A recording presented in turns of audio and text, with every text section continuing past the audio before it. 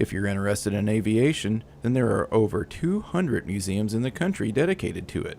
Illinois has 14 alone. This week, we'll have an extra one through the weekend. The Commemorative Air Force owns dozens of historic aircraft across the country, and they fly them to locations in the U.S. and Canada for their history tours.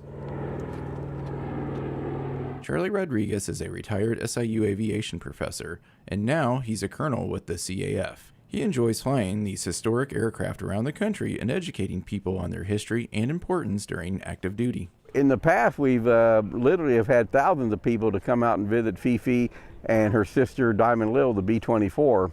Now this visit, we're also going to have a P-51, a T-34, Stearman, and probably another airplane or two. This weekend's main attraction is Fifi, a Boeing B-29 Superfortress. In the 40s, Boeing made almost 4,000 B-29s.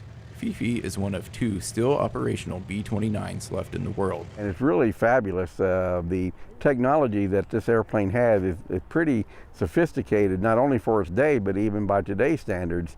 And of course, this is a 72 or 3 or 4 year old airplane, and it's still working. So, I mean, that speaks for itself. Flying this plane is not cheap. It takes a lot of fuel and oil. Tom Travis has been the pilot of Fifi for the last 12 years and knows exactly how much gas mileage she gets. 5,600 gallons, and we burn 400 gallons an hour. Easily 9 hours, yeah. We get about a half mile per gallon. Not very efficient. Not very efficient, no.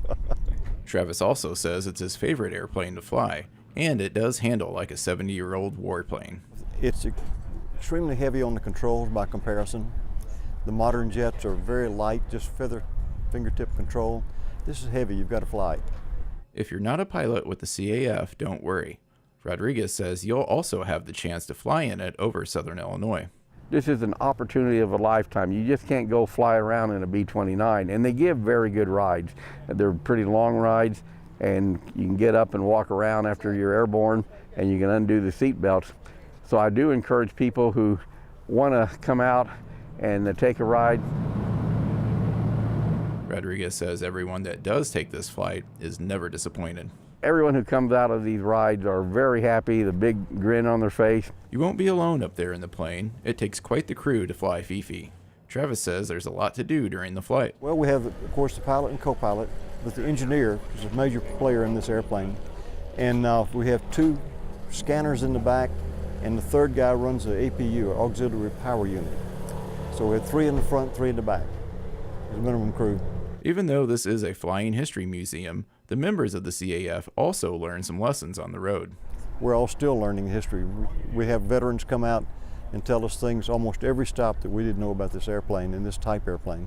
Travis got to see something he never knew about last week in Indiana. Last stop, we had a gentleman come out, and his dad had been a navigator, and he brought out his flight computer, manual computer, but he also brought out a watch in a case that was mounted in 4 springs, so that the Hamilton watch, pocket watch, would sit there and not vibrate, so it wouldn't change time.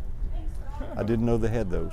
Fifi was a warplane, but never used in World War II. This particular plane came out too close to the end of the war. I think it was just a couple of months before the war ended in August of 1945.